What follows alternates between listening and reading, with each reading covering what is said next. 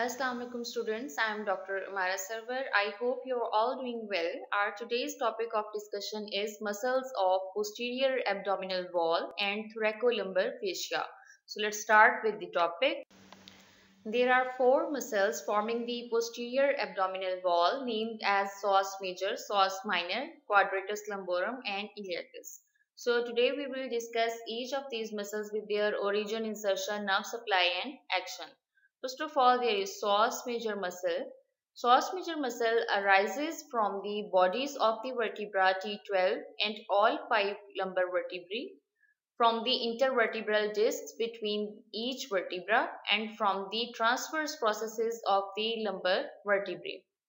So here you can see the psoas major muscle, and it arises from the bodies of T12 to L5 vertebrae along with their intervertebral discs and transverse processes of the lumbar vertebrae, and it passes inferiorly along the pelvic brim and under the inguinal ligament and continues into the anterior thigh, and it inserts onto the lesser trochanter of the femur.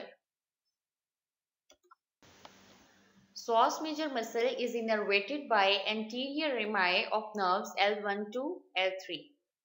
With iliacus, it acts as a powerful flexor of the hip joint, as in raising the trunk from recumbent to sitting posture, and it flexes the trunk against the gravity when the body is supine.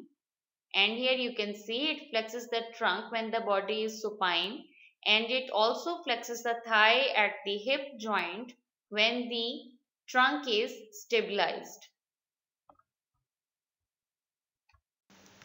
Relations of the psoas major muscle are very important, and as you already know the origin and insertion of the psoas major muscle, you know that it lies in three regions, namely the lowest part of the thorax, posterior abdominal wall and anterior compartment of thigh. So in the posterior mediastinum, the psoas major muscle is related anteriorly to the diaphragm and pleura. In the abdomen, its anterolateral surface is related to the medial arcuate ligament and psoas fascia, peritoneum and extraperitoneal connective tissue, kidney and ureter, renal and gonadal vessels, genitofemoral nerve, psoas minor, inferior vena cava, and the terminal ileum on right side and colon on the left side. Now here in this diagram, you can see some of these relations.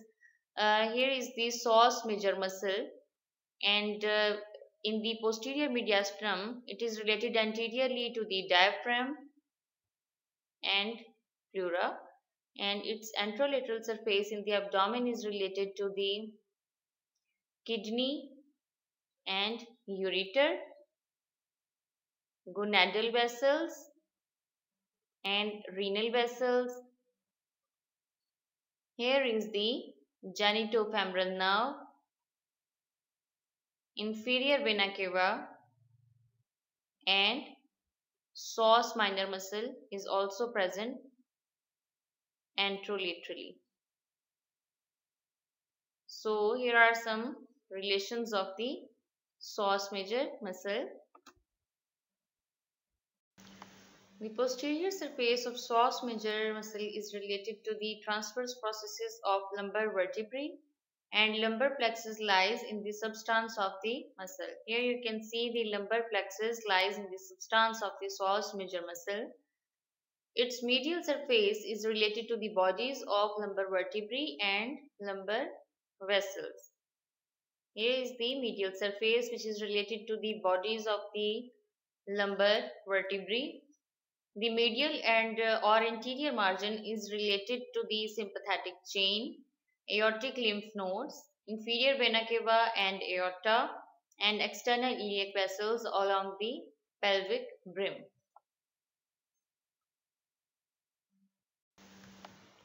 Psoas sheath.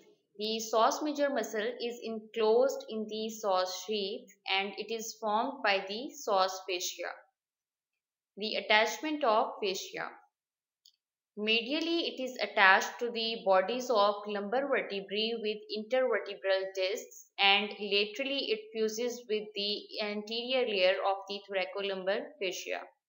Now here in this diagram, you can see a transverse section, and here is the psoas major muscle and the psoas fascia, and medially the psoas fascia attaches to the bodies of the lumbar vertebrae, and laterally it is attached to the anterior layer of thoracolumbar fascia.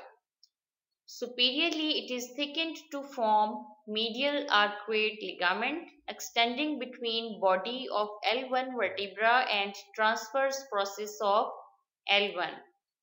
Now here you can see the medial arcuate ligament, which is formed by the thickening of the psoas fascia superiorly between the body and transverse process of L1 vertebra. Inferiorly, it fuses with fascia covering the iliacus muscle. A very important clinical correlate is psoas abscess. It resulting from tuberculosis in the lumbar region tends to spread from the vertebrae into the psoas sheath, where it produces a psoas abscess. As a consequence, the psoas fascia thickens to form a strong stocking-like tube, and pus from the psoas abscess passes inferiorly along the psoas muscle within this fascial tube over the pelvic brim and deep to the inguinal ligament along the course of the psoas major muscle, and it reaches the superior part of the thigh, and it can also reach the psoas sheath by passing from the posterior mediastinum when the thoracic vertebrae are diseased. And you all already know that a part of psoas major lies in the posterior mediastinum, so it can also reach from there when the thoracic vertebrae are diseased. Psoas minor muscle. Psoas minor muscle arises from the vertebrae T12 and L1 and the intervening intervertebral discs, and it inserts into the pectineal line of the pelvic brim and the iliopubic eminence. Now here in this diagram you can see the psoas minor muscle present anteriorly to the psoas major muscle.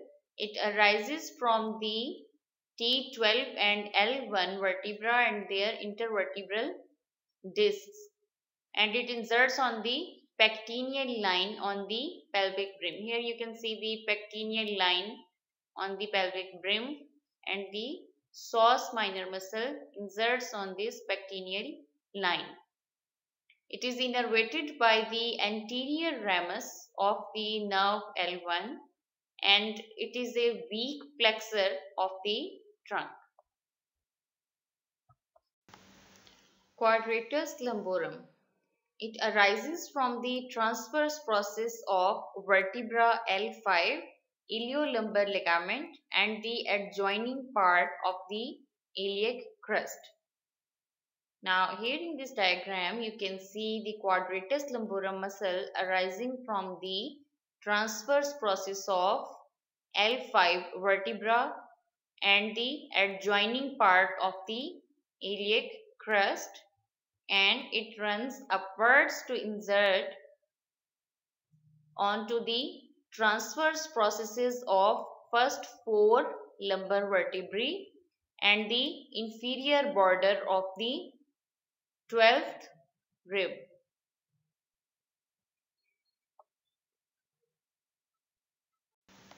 Nerve supply.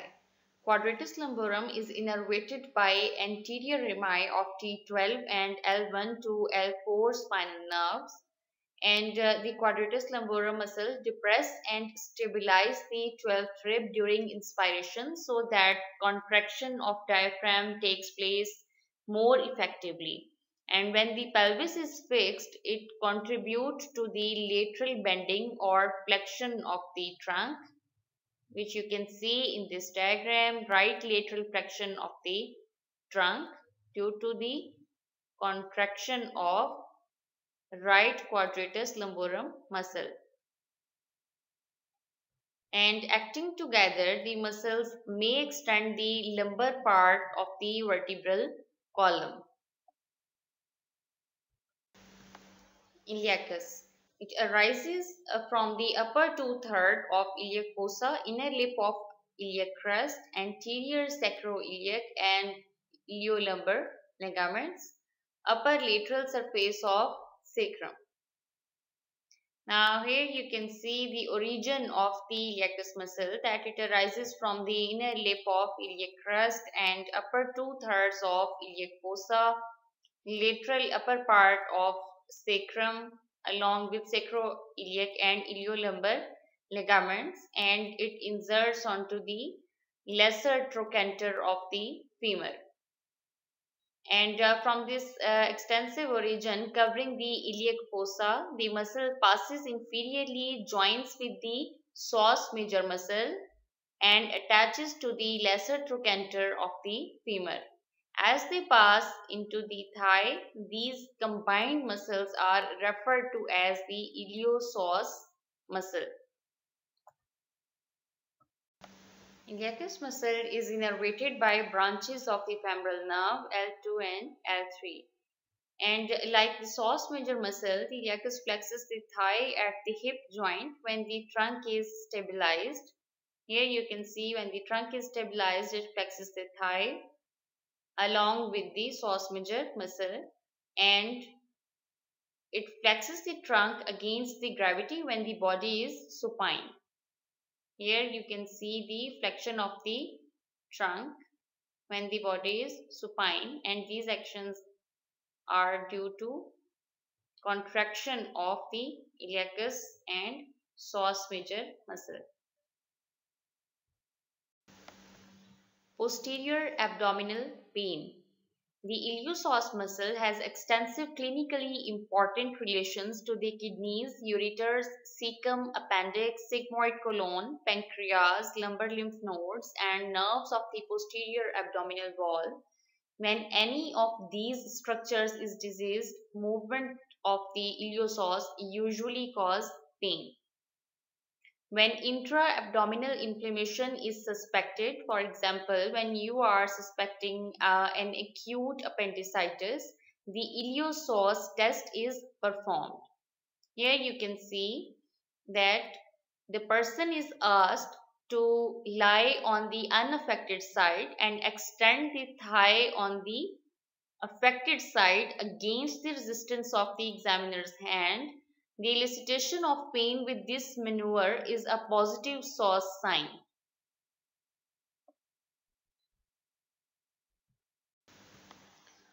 Thoracolumbar fascia. The thoracolumbar fascia is an extensive fascial complex attached to the vertebral column medially and that in the lumbar region, and it has posterior, middle and anterior layers with the muscles enclosed between them. What is the extent of the thoracolumbar fascia? The posterior layer covers the loin and is continued upwards on the back of the thorax and neck. The middle and anterior layers are confined to the lumbar region. Now here you can see the posterior layer of the thoracolumbar fascia extends from the loin up to the neck, while its middle and anterior layers confined to the lumbar region. Now the attachments of the layers of the thoracolumbar fascia. First of all, there is posterior layer. Medially, the posterior layer is attached to the tips of the lumbar and sacral spines and the interspinous ligaments. So here you can see that posterior layer of the thoracolumbar fascia attaches medially to the tips of the lumbar and sacral spines and the interspinous ligaments.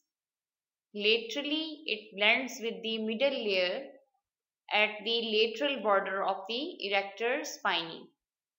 Here in this transverse section you can see here is the posterior layer of the thoracolumbar fascia, and here is the middle layer, and then there is anterior layer. So the posterior layer laterally blends with the middle layer of the thoracolumbar fascia at the lateral border of the erector spinae. Superiorly, it continues on the back of the thorax where it is attached to the vertebral spines and the angles of the ribs, and inferiorly it is attached to the posterior 1/4 of the outer lip of the iliac crest. So superiorly it is continuous on the back of the thorax and neck where it is attached to the vertebral spines and angles of the ribs, and inferiorly it attached to the iliac crest.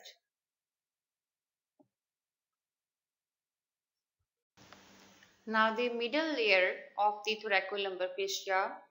Medially, the middle layer is attached to the tips of the lumbar transverse processes and the intertransverse ligaments. And laterally, it blends with the anterior layer at the lateral border of the quadratus lumborum. Now here in this transverse section, you can see three layers of the thoracolumbar fascia, the posterior, middle and anterior layer. And now we are discussing the middle layer, which is medially attached to the transverse processes of lumbar vertebrae and the intertransverse ligament, and laterally it blends with the anterior layer at the lateral border of quadratus lumborum muscle. Now here in this diagram you can see this is the quadratus lumborum muscle, and here is the middle layer of the thoracolumbar fascia and the anterior layer of thoracolumbar fascia. Now medially this middle layer is attached to the transverse processes of lumbar vertebrae, and laterally it blends with the anterior layer at the lateral border of quadratus lumborum muscle. Superiorly, it is attached to the lower border of the 12th rib and to the lumbocostal ligament, and inferiorly, it is attached to the posterior part of the intermediate area of iliac crest. Now, the anterior layer. Medially, the anterior layer is attached to the vertical ridges on the anterior surface of the lumbar transverse processes. Laterally, it blends with the middle layer. Now here you can see the anterior layer of the thoracolumbar fascia. Medially, it is attached to the vertical ridges on the anterior surface of the lumbar transverse processes, and laterally it blends with the middle layer of thoracolumbar fascia at the lateral border of quadratus lumborum. Superiorly, it forms the lateral arcuate ligament extending from the tip of the first lumbar transverse process to the 12th rib. Now here you can see the lateral arcuate ligament, which is formed by the anterior layer of the thoracolumbar fascia extending from the tip of the first lumbar transverse process to the 12th rib, and inferiorly it is attached to the inner lip of the iliac crest and the iliolumbar ligament. So this is all about our today's topic.